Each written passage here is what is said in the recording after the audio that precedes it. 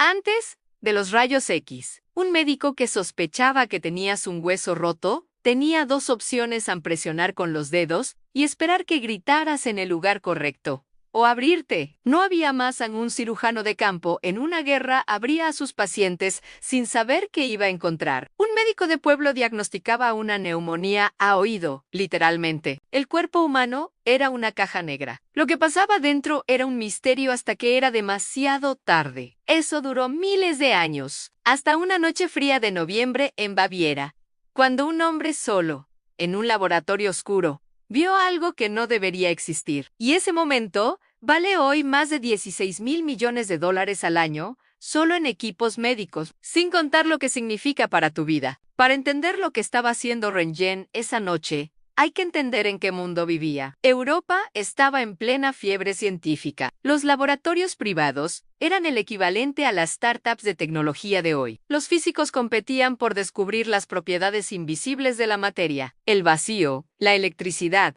los gases ionizados, todo era territorio nuevo. Los tubos de Crookes, cilindros de vidrio del tamaño de una botella de la que se había extraído casi todo el aire, eran el juguete favorito de los experimentadores. Cuando pasabas corriente eléctrica por ellos, emitían una luz verdosa misteriosa. Nadie sabía exactamente por qué. Röntgen llevaba semanas estudiándolos.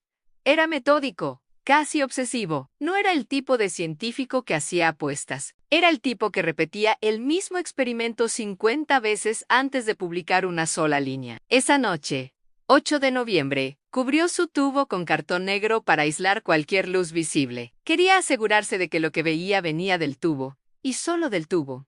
Apagó las luces del laboratorio, activó la corriente, y entonces lo vio. A más de 1 metro de distancia, una pantalla recubierta con cristales de platinocianuro de bario empezó a brillar con una luz verde pálida.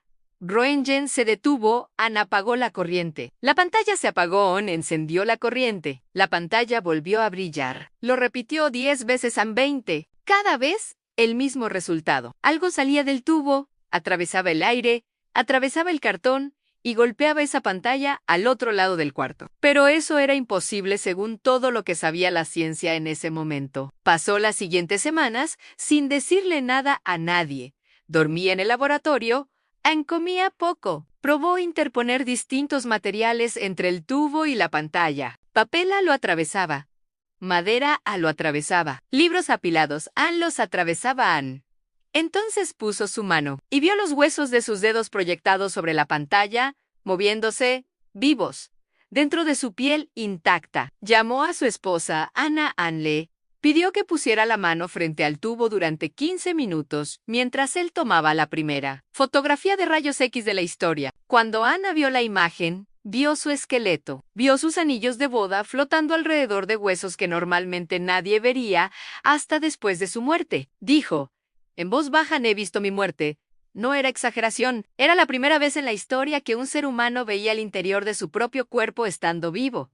Röntgen publicó su descubrimiento 6 semanas después. Lo llamó rayos X porque no sabía qué eran. La décima era la variable matemática de lo desconocido. El impacto fue inmediato y global. En semanas, hospitales en toda Europa comenzaron a reproducir el experimento. En meses, los primeros equipos de rayos décima llegaron a los campos de batalla. En el mismo año, médicos en ciudades de 3 continentes distintos ya los usaban para encontrar balas alojadas en soldados heridos, diagnosticar fracturas sin cirugía, detectar objetos extraños en el cuerpo. Thomas Edison empezó a fabricar equipos comerciales. El New York Times publicó la noticia en portada. Ciudadanos comunes hacían fila para ver sus propios huesos como si fuera una atracción de feria. En menos de 12 meses, lo que había sido un accidente en un laboratorio oscuro se convirtió en el primer gran cambio de la medicina moderna. Hoy, los rayos X son la tecnología diagnóstica más usada en el mundo. Más de 3.6 millones de procedimientos con radiación ionizante se realizan cada año a nivel global. Solo en equipos de diagnóstico por imagen,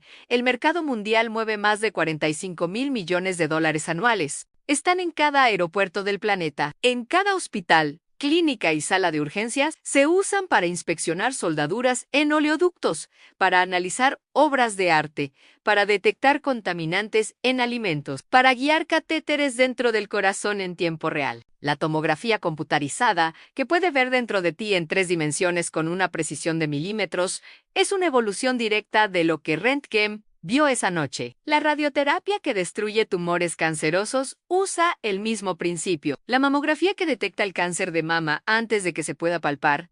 También, en la Segunda Guerra Mundial, las unidades móviles de rayos décimas salvaron decenas de miles de vidas en el frente. En la pandemia del COVID-19, las radiografías de tórax permitieron diagnosticar la infección y triajear millones de pacientes cuando los hospitales estaban desbordados. Röntgen rechazó patentar su descubrimiento. Quiso que fuera de toda la humanidad. Ganó el primer premio Nobel de Física de la historia, en 1901, por un accidente que no buscaba, en un experimento que no era el que tenía planeado esa noche. Eso es lo que hace grande esta historia. No fue un genio con un plan. Fue un científico riguroso que tuvo la claridad mental de detenerse cuando vio algo que no encajaba, en lugar de descartarlo. La mayoría de nosotros, ante algo inexplicable, buscamos la explicación más cómoda. Röntgen lo repitió 50 veces hasta estar seguro. Ese hábito, esa negativa a ignorar lo que no entiende, cambió la medicina para siempre. La próxima vez que un médico te diga que necesitas una radiografía, recuerda, estás usando la curiosidad de un hombre que se quedó solo en un cuarto oscuro hasta entender lo que nadie había visto antes. Si te gustó esta historia, suscríbete al canal Falla Maestra. Aquí contamos las historias de los errores, los accidentes y las noches de insomnio que construyeron el mundo en el que vivimos. La próxima semana, otro descubrimiento que comenzó exactamente donde nadie lo esperaba.